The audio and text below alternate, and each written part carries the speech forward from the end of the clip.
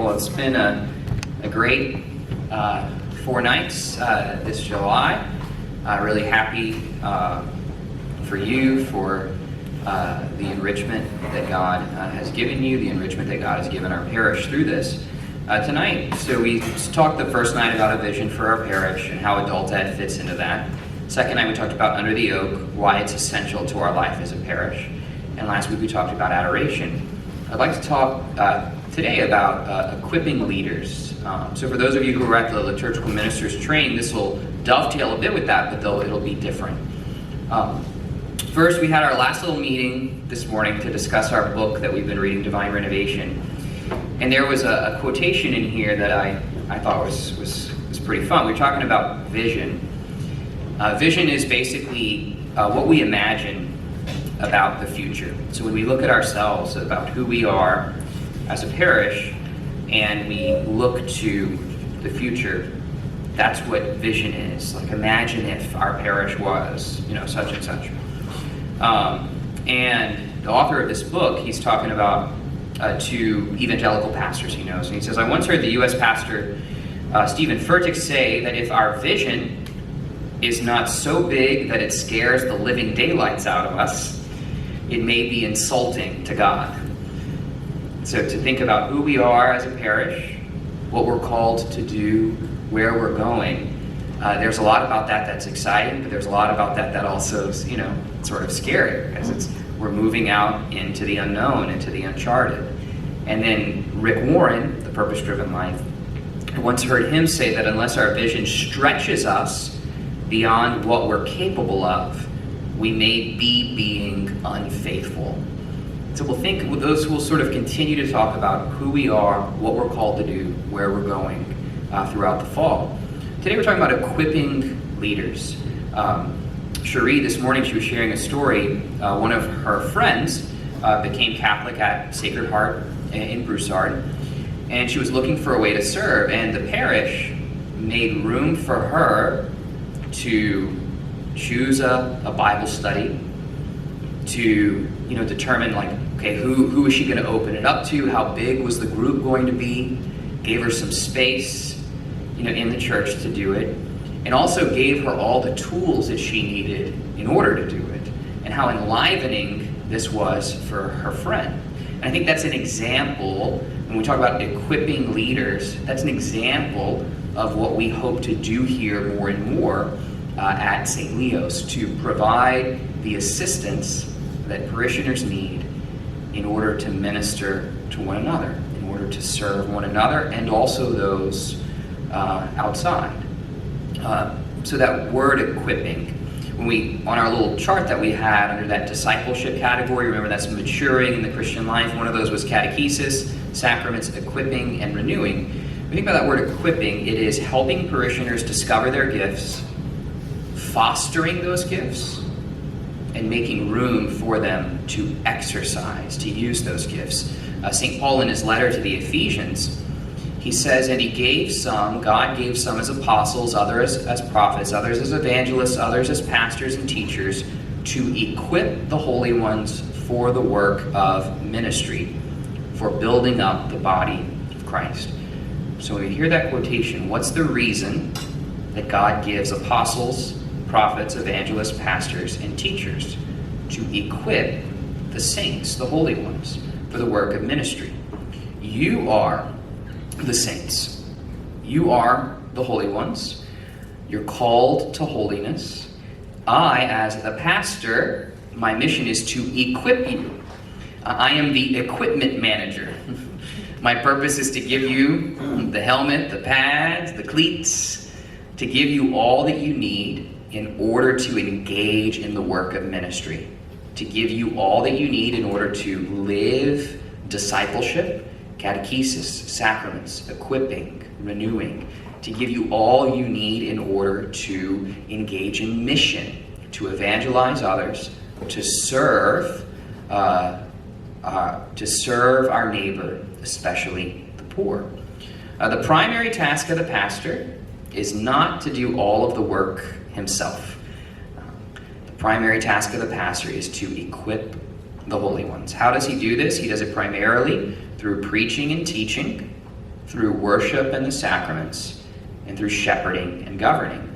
Sometimes there can be this unwritten rule or this unspoken assumption that stuff, that's Father's thing.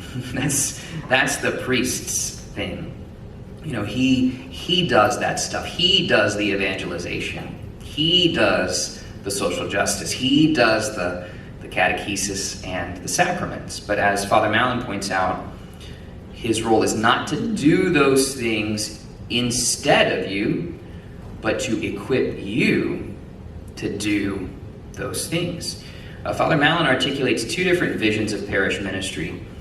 He shows one vision where the saints are not equipped for the work of ministry, and another where the saints are equipped. And he says the first, the pastor or the parish staff does everything. And because of that, because the pastor is limited, and because the staff is limited, there's not that much going on. And everything that does go on has to have the direct oversight of the pastor. So that's one vision. He articulates another vision where the saints are equipped. And he calls it the push-out factor. He says the pastor and the parish staff push out the elements of their ministry that are not essential to their roles. So an example, I'm the pastor of the church. Scheduling homebound ministers is not essential to my role as pastor of the parish. Could I do that? Sure. But it's not essential to my role as pastor, as priest. So push out. And not just in the sense of getting work off my desk, but in the sense of enabling leaders, of ennobling parishioners. So in this model where the saints are equipped, the pastor and the parish staff and other folks of the parish, they raise up leaders. So the pastors, Father Mallon points out that the job of the pastor or the staff is not to do the job, that's what he tells his staff members, but to call and empower others to do the job, to cultivate leaders. And in the midst of this, parishioners discover their gifts. They develop them, they exercise them in ministry. They take ownership of different ministries, of different apostolates, and ministries and apostolates in the parish, they begin to multiply. These ministry leaders begin to mentor other leaders, sort of like a pay it forward kind of thing. Well, we've raised up leaders, and then those leaders raise up other leaders, and those leaders raise up other leaders. At our liturgical ministries training, I use the example of St. John Vianney Church Parish in Baton Rouge, and I'm sure there are many other church parishes that do this. But for every ministry, there's always a mentor, someone who has done it. There's always someone who is sort of the point person now who is doing it. And there's always someone in training who's being trained to do it. And that we're just continuing to raise up more and more leaders in the church parish that way.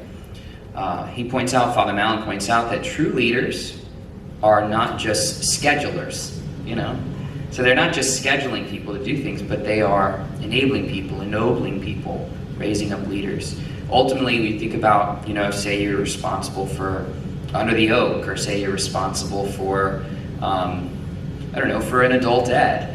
He says that your goal is to work yourself out of a job in the sense that you've raised up someone and you've ennobled them and enabled them, that you sort of eventually, you move on and they take over.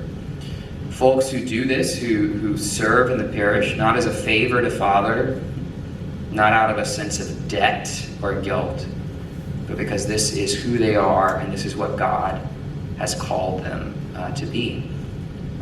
He talks about the principle of high accountability and low control. And this is what he means by that.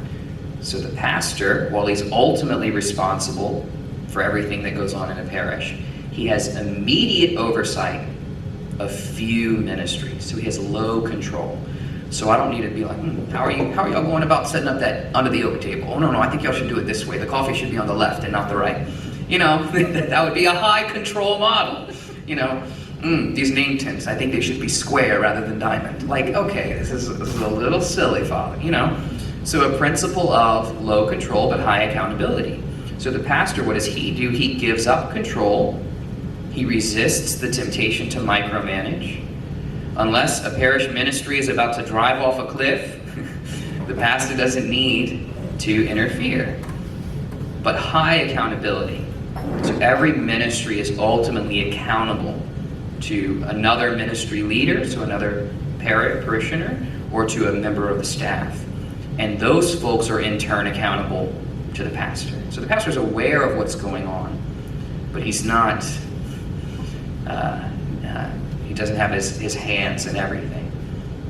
And that this is not a mere delegation of tasks. So we're not just giving tasks to folk and saying, okay, we'd like you to do this, and this is how we want you to do it, but making room for others to take ownership, making room for them to have vision, like the parish did for Cherie's friend, where they said, we'd love for you to do this.